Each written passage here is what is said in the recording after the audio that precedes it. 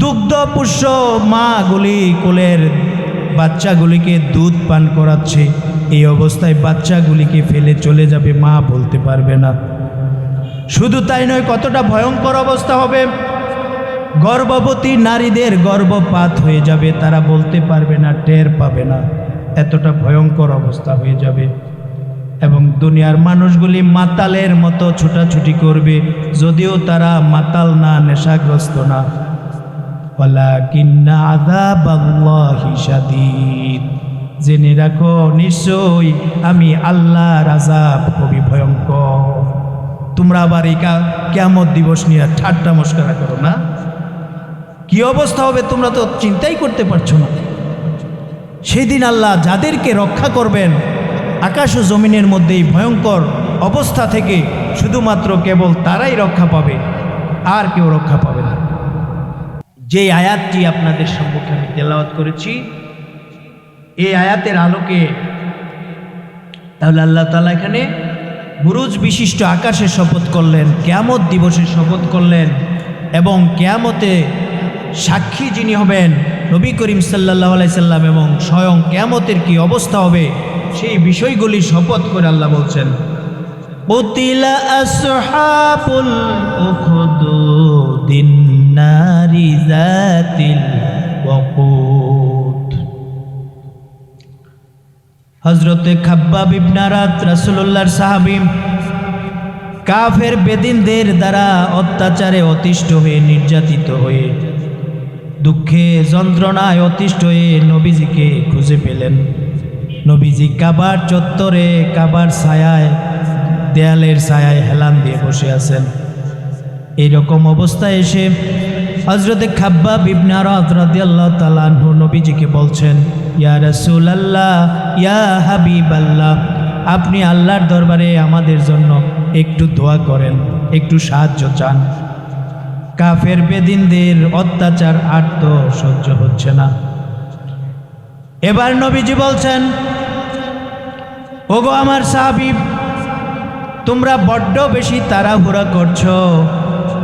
সেদিন বেশি দূরে নয়, যেদিন দুনিয়ার মানুষগুলি এমন হয়ে যাবে, দুনিয়ার চিত্রটা এমন হয়ে যাবে, ইয়েমেনের সানআ নগরী থেকে সৌদি আরবের হাজরা মাউত, হাজারো মাইলের পথ, একজন মানুষ, একজন নারী রাত্রিবেলা, রাতের বেলা তার সতীর্থ, তার ইজ্জত আব্রু, তার স্বর্ণলঙ্কার সব নিয়ে হাজারো মাইল পথ পাড়ি দেবে। তার অন্তরের মধ্যে একমাত্র আল্লাহর ভয় ভিন্ন অন্য কোনো ভয় কাজ করবে না। সুবহানাল্লাহ। সেই সময়টা অতি নিকটে, খুব কাছাকাছি আছে, কিন্তু তোমরা বড্ড বেশি তাড়াহুড়া করছো। তোমরা কাফের বেদিনদের নির্যাতনে অতিষ্ঠ হয়ে আমি রাসূলের কাছে, আল্লাহর কাছে দোয়া করতে বলছো, অথচ তোমরা কি জানো, পূর্ববর্তী নবীদের যারা অনুসারী হয়েছিল, পূর্ববর্তী নবীদের অনুসারী হওয়ার কারণে, ঈমান আনার কারণে তোমাদের থেকে আরো ভয়ঙ্কর, হাজারো গুণে ভয়ঙ্কর অবস্থায় তারা পতিত হয়েছিল। কেমন ভয়ঙ্কর অবস্থায় পতিত হয়েছিল? জীবন্ত মানুষকে করাত দিয়ে দ্বিখণ্ডিত করেছে কাফেররা, লোহার চিরুনি দিয়ে ঈমান আনার কারণে জীবন্ত মানুষের গোশত মাংসগুলি শরীর থেকে আলাদা করেছে। এই কোমর পর্যন্ত মাটিতে তাদেরকে গেড়ে পাথর নিক্ষেপ করে করে তাদেরকে হত্যা করা হয়েছে। তাদেরকে লোহার কড়াইয়ের মধ্যে, জ্বলন্ত আগুনের মধ্যে, তেলের মধ্যে ভেজে দেওয়া হয়েছে। তারপরেও তারা ঈমান ছাড়েন নাই। এই অবস্থায় তো তোমরা এখনো পড়ো নাই। এই জন্য আল্লাহ রাব্বুল আলামিন সূরা বাকারার মধ্যে বলছেন, আম হাসিবতুম আন তাদখুলুল জান্নাতা ওয়ালাম্মা ইয়াতিকুম মাসালুল লাযীনা খালাউ মিন ক্বাবলিকুম মাসাতুহুমুল বাসাউ ওয়াদ-দাররাউ ওয়াজুলজিলু হাত্তা ইয়াকুলার রাসূলু ওয়াল্লাযীনা আমানু মা'আহু মাতা নাসরুল্লাহ। নাসরুল্লাহি করিব। আল্লাহু আকবার। আম হাসিবতুম আন তাদখুলুল জান্নাহ, ও আমার উম্মতেরা, তোমরা কি ধারণা করে বসে আছো তোমরা জান্নাতে চলে যাবে? আরেক জায়গায় আল্লাহ বলছেন আহাসিবান নাসু আইয়ুতরাকু আইয়াকুলু আমান্না ওয়া হুম লা ইফতানুন। মানুষ কি ধারণা করে বসে আছে মুখে শুধু বলবে আমি ঈমান আনলাম, আর তাতেই তাকে জান্নাতে দিয়ে দেওয়া হবে, তার কোনো পরীক্ষা হবে না? আল্লাহ সূরা আনকাবুতের শুরুতেই কথা বলছেন।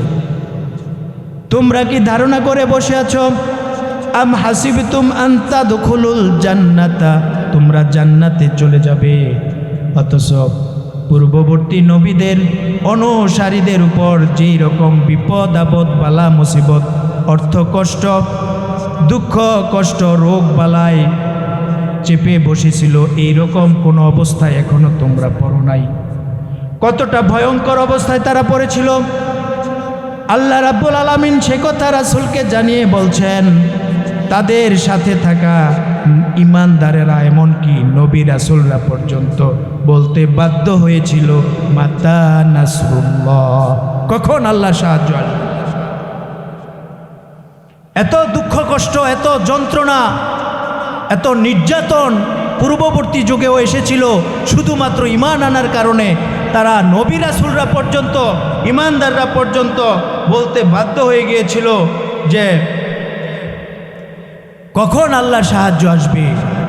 আল্লাহ সান্ত্বনা দিয়ে তখন তাদেরকে বলেছিলেন আলা ইন্না নাসরাল্লাহি করিব, নিশ্চয়ই আল্লাহর সাহায্য অতি নিকটেই আছে। ওয়ালা তাহিনু ওয়ালা তাহজানু ওয়া আনতুমুল আ'লাউনা ইন কুনতুম মুমিনিন, তোমরা চিন্তিত হবে না, তোমরা দুশ্চিন্তাগ্রস্ত হবে না, তোমরা পেরেশানিতে পড়বে না, অবশ্যই আমি আল্লাহর সাহায্য তোমাদের কাছে আছে, তোমাদের সাথে আছে, যদি তোমরা কি হও, খাঁটি মুমিন হও। ঈমানের দাবি আমরা সবাই করি, সবাই যদি বলা হয় আমরা কারা কারা জান্নাতে যেতে চাই, সবাই জান্নাতে যেতে চাই, কিন্তু নবী রাসূলরা মাসুম নিষ্পাপ, নবী রাসূলদের পরে জমিনের উপরে সবচেয়ে উত্তম হলো সাহাবে আজমাইন, তাদের উপর কত বড় বড় নির্যাতনের, কত বড় বড় ঈমানের পরীক্ষা তারা দিয়ে পাশ করে তারা জান্নাতের সার্টিফিকেট পেয়েছেন, আর আপনি আমি কয়টা পরীক্ষা দিয়েছি, একটু ভাববার বিষয় আছে, ঠিক কিনা বলেন? শেষ দিকে ইঙ্গিত করে আল্লাহ বলছেন, যারা ঈমানদারদেরকে নির্যাতন করেছিল এইরকম একটি ঘটনা সূরা বুরুজের মধ্যে আসছে, কুতিলা আসহাবুল উখদুদ, আসহাবে উখদুদ হলো গর্তওয়ালারা।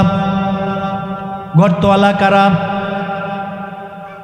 প্রাচীনকালের কয়েকটা শানে নুজুল এই আয়াতের ব্যাপারে নাজিল হয়েছে। উল্লেখযোগ্য একটি শানে নুজুল হলো, প্রাচীনকালে ইয়েমেনের এক বাদশা ছিল ইউসুফ জুনওয়াস, কাফের অত্যাচারী জালেম বাদশা। তার রাজ্যে একজন বৃদ্ধ জাদুকর ছিল, অতিশয় বৃদ্ধ হয়ে যাওয়ার কারণে তিনি, এই ঘটনাটা আল্লাহ সূরাতে ঘোষণা করছেন, বর্ণনা করছেন, এই জন্য বলছি, তার রাজ্যের মধ্যে একটা জাদুকর ছিল, গণক ছিল, সে বাদশাকে বলল যে আমি তো বৃদ্ধ হয়ে গেছি, আপনি আপনার রাজ্য থেকে একজন বুদ্ধিমান জ্ঞানী ব্রেনি একটা বালক নিয়ে আসেন, আমার মনে হয় আমি আর বেশি দিন দুনিয়াতে জীবিত থাকতে পারবো না, আমার এই জাদুবিদ্যায় আমি আরেকজনকে পারদর্শী করে রেখে যেতে চাই। একটা বুদ্ধিমান, খুব ব্রিলিয়ান্ট দেখে, ব্রেনি দেখে একটা বালক আপনি খুঁজে নিয়ে আসেন। তারপর বাদশার কথা মতো বিরাট ঘটনা, আমি একটু সংক্ষেপে বলছি, সময় কম। আসহাবে উখদুদ কারা?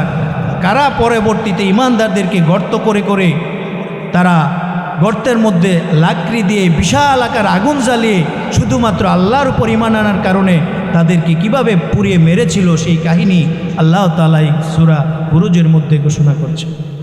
তার প্রেক্ষাপটটা আমি আপনাদেরকে শোনাচ্ছি। ইয়েমেনের একজন অত্যাচারী খ্রিস্টান বাদশা ছিল, বহুকাল আগের কথা, প্রাচীনকালের কথা, ইউসুফ জুনওয়াস।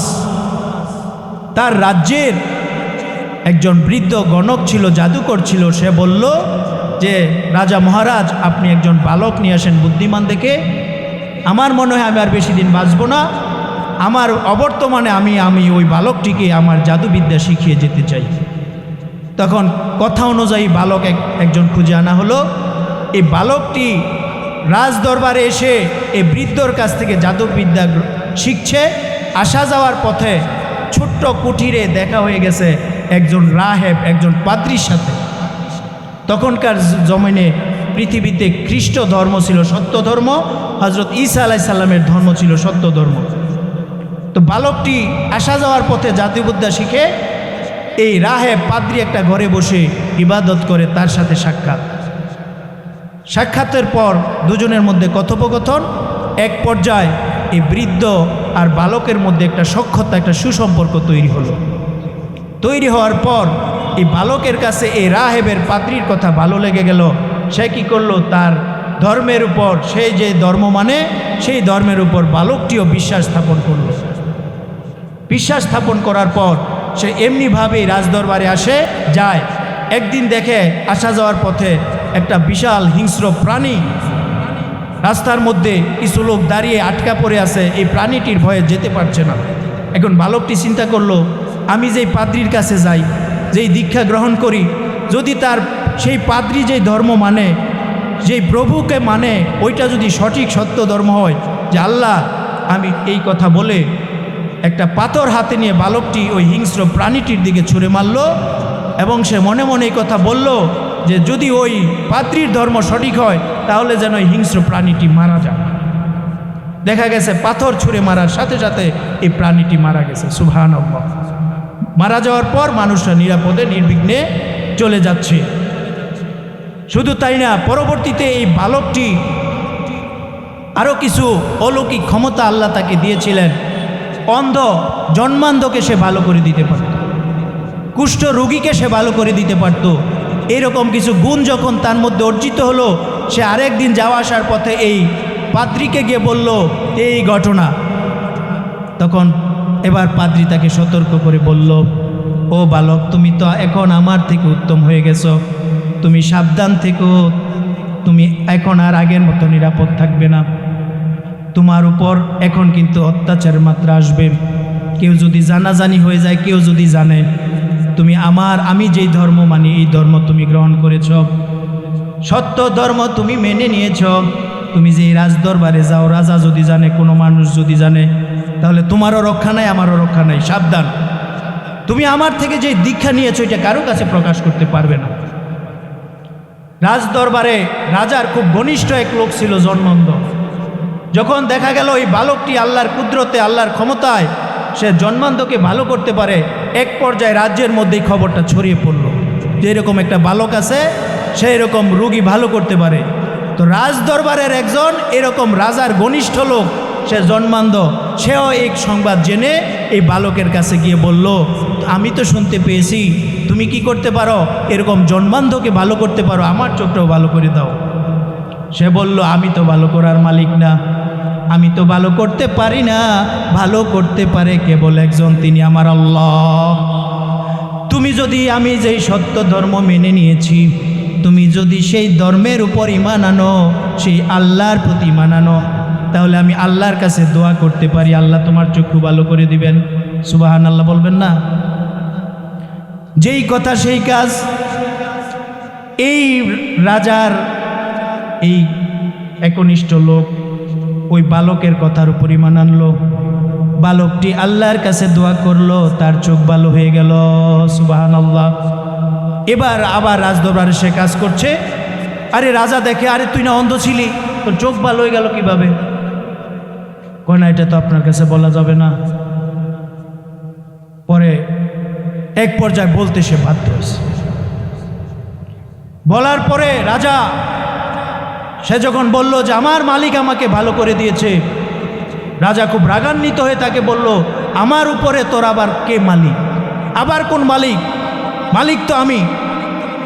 তখন সে বলল, না, আপনি কোনো মালিক না, আমার একজন মালিক আছেন, আমার আল্লাহ সুবহানাহু ওয়া তাআলা আমার চোখ ভালো করে দিয়েছেন। যখন এইভাবে রাজার সাথে তর্কাতর্কি হলো, সে রাগান্বিত হয়ে তাকে বন্দি করে তাকে হত্যা করলো এবং তাকে এমনভাবে প্রহার করলো, এত মারামারি করলো, করাত দিয়ে তাকে দ্বিখণ্ডিত করলো। এক পর্যায়ে সে বলতে বাধ্য হয়েছে যে তুই কার কাছ থেকে এই দীক্ষা গ্রহণ করলি? কয় ওই বালকের কাছ থেকে। এবার বালককে আটকানো হলো। বালককে বলল, ওই রাজা, তুই দি ভালো জাদুবিদ্যা শিখে গেছিস, তুই নাকি জন্মান্ধকেও জাদু দিয়ে ভালো করে দেস। কয় না, এই ক্ষমতা আমার না, আমি কিভাবে ভালো করব? আমার আল্লাহ ভালো করে, আমি দোয়া করার মালিক, আল্লাহর কাছে জানানোর মালিক। কয় আমার পরে তোর আবার মালিক কে? আল্লাহ আবার কে? আমি তো রব। কয় না, আপনি কিছুই না, আমার একজন রব আছে। কয়লে তোকে এই কথা কে শেখালো? ওই যে পাদ্রী না করে দিছে, নিষেধ করে দিছে, তোমার উপর বিপদ আসতে পারে, কিন্তু যত বিপদে আসুক তুমি আমার কথা কিন্তু প্রকাশ করবা না। কিন্তু এক পর্যায়ে এই বালকটিকে বন্দি করা হলো। বন্দি করে ওই বালকের কাছ থেকে ওই পাদ্রীর নাম প্রকাশ করতে সে বাধ্য হয়েছে, এমনভাবে তাকে নির্যাতন করা হয়েছে। পরে পাদ্রীর নাম বলে দেওয়ার পর পাদ্রীকে এনে কেউ হত্যা করা হয়েছে। এবার রাজা চিন্তা করছে, এত গুণের অধিকারী একটা বালক, এত কষ্ট করে তারে আমি জাদুবিদ্যা শিখাইলাম, এত কিছু করলাম, এখন যদি তাকে আমি প্রকাশ্যে দিবালোকে মারতে যাই, তাহলে তো আমার রাজ্যের মধ্যে, রাজ্যের লোকেদের মধ্যে নানান ধরনের মতামত দ্বিমত তৈরি হয়ে যেতে পারে। এরকম ভালো একটা মানুষকে আমি মেরে ফেললাম, হত্যা করলাম, আমার বিরোধী মত তৈরি হয়ে যেতে পারে। তাহলে কি করা যায়? রাজা একটা বুদ্ধি আটলেন, তার কিছু লোককে দিয়ে তাকে পাহাড়ের চূড়ায় পাঠিয়ে দিলেন, যে তাকে পাহাড়ের চূড়ায় নিয়ে যাও, নিয়ে ধাক্কা দিয়ে মেরে ফেলে দিবা, আমরা বলবো যে ভূমিকম্প হয়েছে, পাহাড়তে ফুচকা বইরা মইরা গেছে, আমরা মারি নাই। কোনো কারণে যদি এরকম বিপর্যয়, এরকম পরিবেশ তৈরি হয়, অন্যদিকে আমরা চালিয়ে দিব।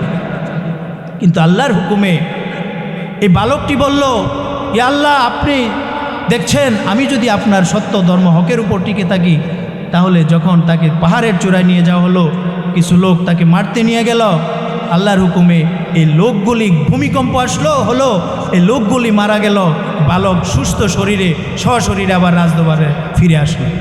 সুবহানাল্লাহ। কি ব্যাপার? রাজা এবার আবার জিজ্ঞেস করছে, কি ব্যাপার, আমার লোকজন কোথায়? আমার আল্লাহ আমাকে বাঁচিয়ে দিয়েছেন, আপনার লোকজন সবাই এইভাবে মারা গিয়েছে।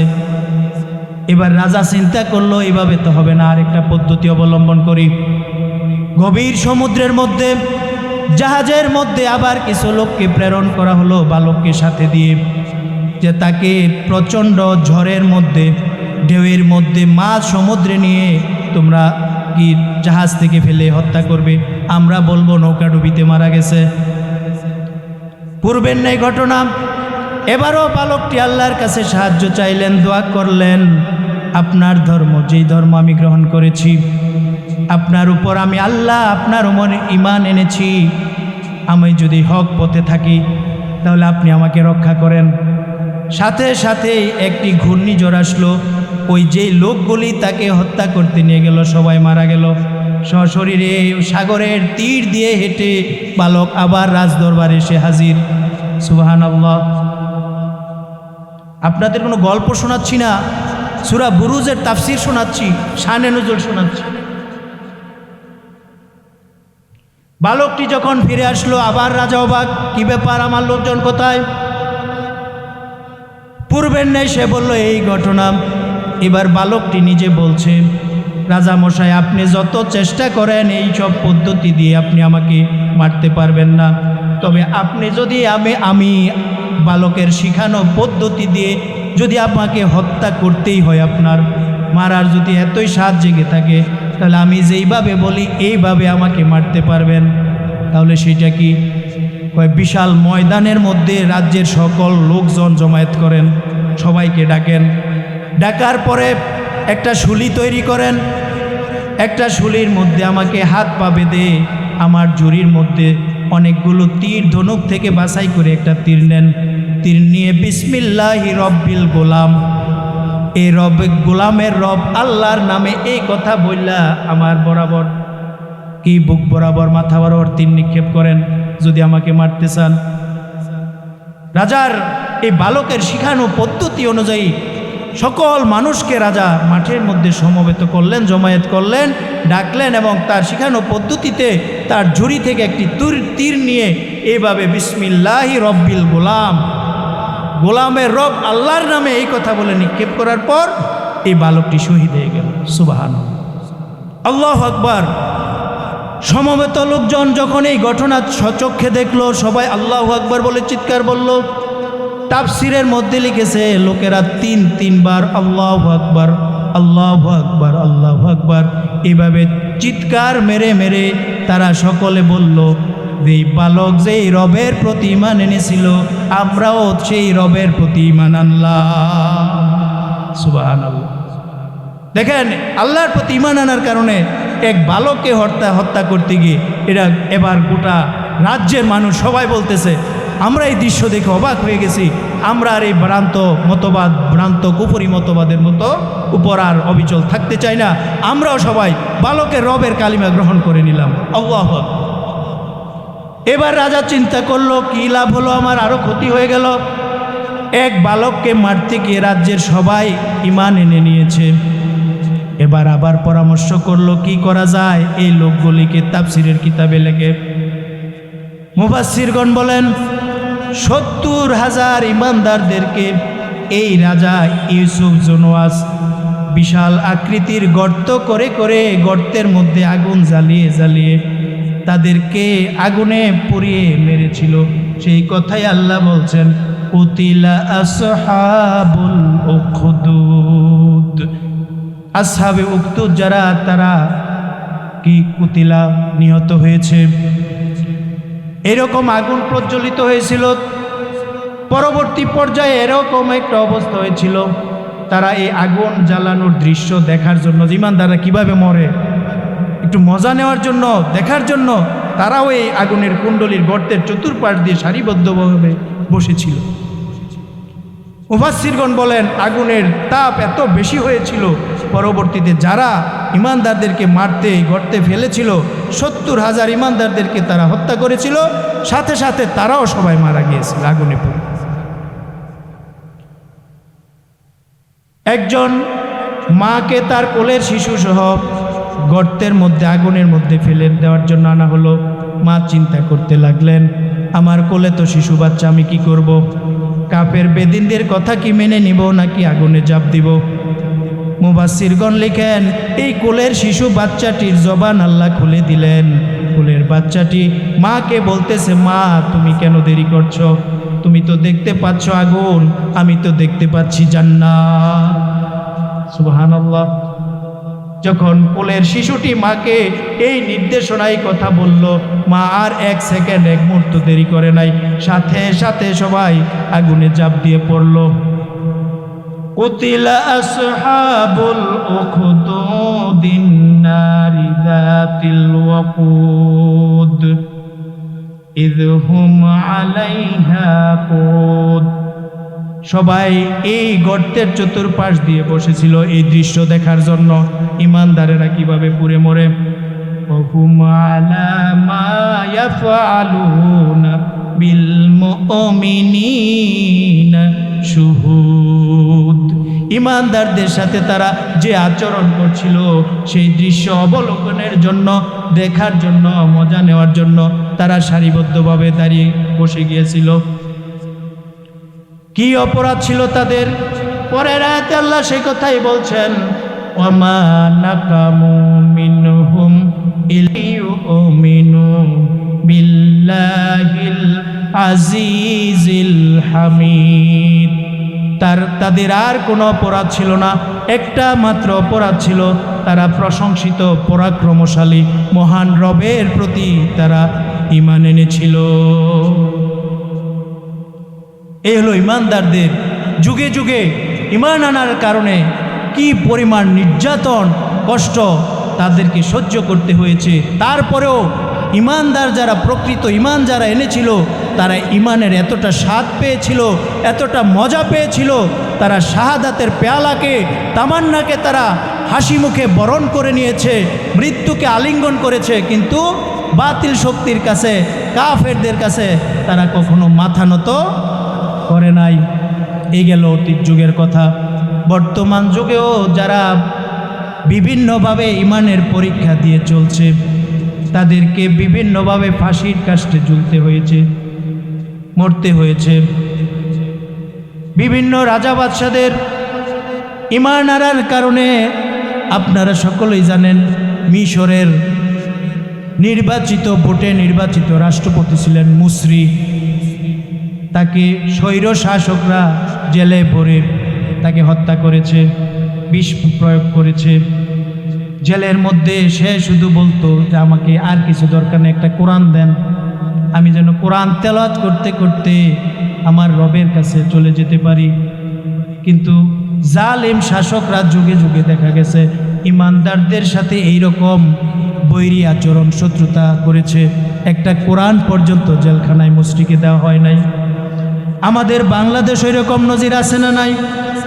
শুধুমাত্র হকের উপর অবিচল থাকার কারণে, হক কথা বলার কারণে, হক দাওয়াত দেওয়ার কারণে, আল্লাহর জমিনে আল্লাহর দিন কায়েমের কথা বলার কারণে বহু আলেমকে নির্যাতন করে করে, বহু ইমানদারদেরকে নির্যাতন করে করে দুনিয়া থেকে বিদায় করে দেওয়া হয়েছে।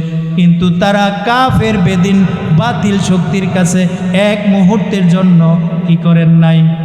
মাথা নত করেন নাই। কারণ তারা মনে মনে শাহাদাতের তামান্না তারা লালন করতেন। নবীজি বলেন, আমার মন চায় আমি শাহাদাত বরণ করি, আবার জীবিত হই, আবার শাহাদাত বরণ করি। শাহাদাতের মৃত্যুর চেয়ে কোনো উত্তম মৃত্যু আর কারো হতে পারে না।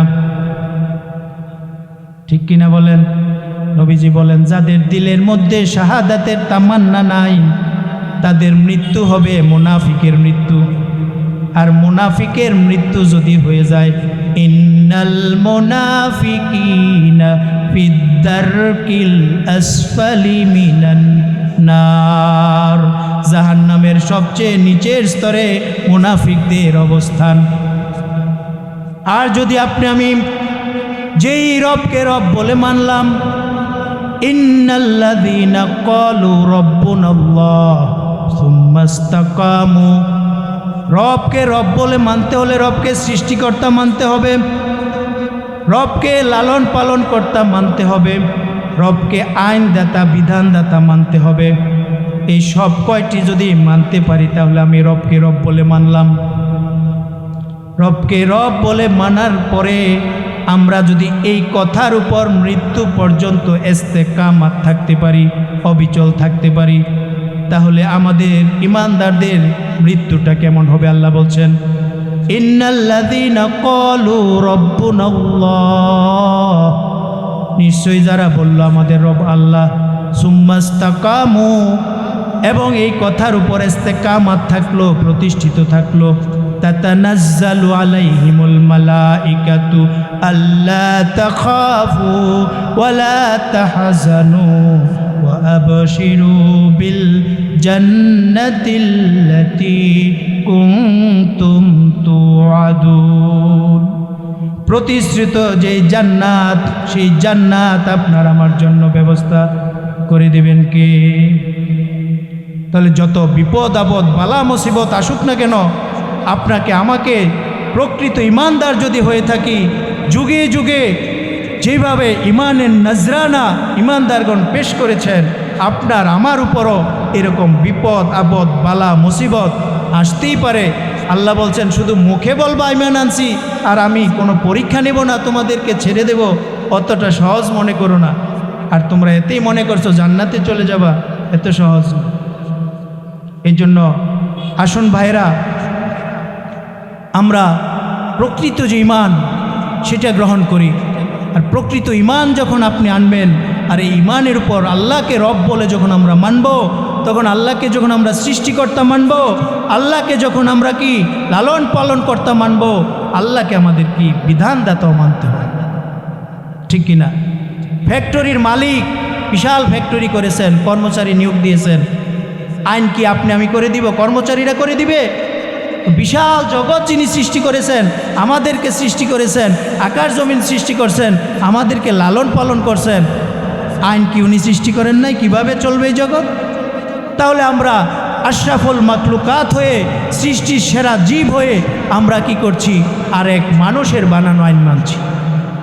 90% মুসলমানের দেশ আমরা দাবি করি, কিন্তু একটা কোরআনের আইন চালু নাই, একবারও চিন্তাও হয় না আমাদের।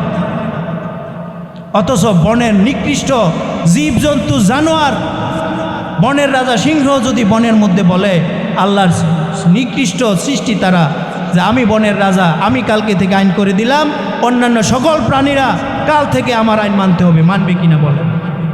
কেউ মানবে না। কিন্তু আমরা আশরাফুল মাখলুকাত হওয়ার পর, ইমানদার হওয়ার পর আমরা কাফের বেদিনদের গণতন্ত্র মানি, আমরা কাফেরদের বেদিনদের মানুষের বানানো আইন মানি। অথচ আল্লাহ বলছেন জমিন সৃষ্টি যার, আইন চলবে তার। ইনিল হুকমু ইল্লা লিল্লাহ, আল্লাহ ছাড়া কারো বিধান নাই।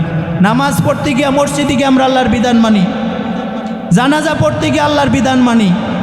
যখন রাষ্ট্র পরিচালনার কথা আসে তখন আমরা মনে করি কি এই হুজুররা আবার রাজনীতি শুরু করে দিয়েছে। একদম রান্নাঘর থেকে শুরু করে, একদম আমাদের পরিবার থেকে শুরু করে, একদম সমাজ ব্যবস্থা, রাষ্ট্র ব্যবস্থা, সকল ব্যবস্থায় সর্ব জায়গায় আল্লাহর আইন দিয়ে চলতে হবে, যদি আপনি আমি সত্যিকারের ইমানদার নিজেদেরকে দাবি করি। অত সহজ না, এত সস্তা মনে করিয়েন না। প্রত্যেকটা আমলের জন্য ছোট হোক বড় হোক আল্লাহর কাছে সেই দিন প্রকাশিত করে দেওয়া হবে।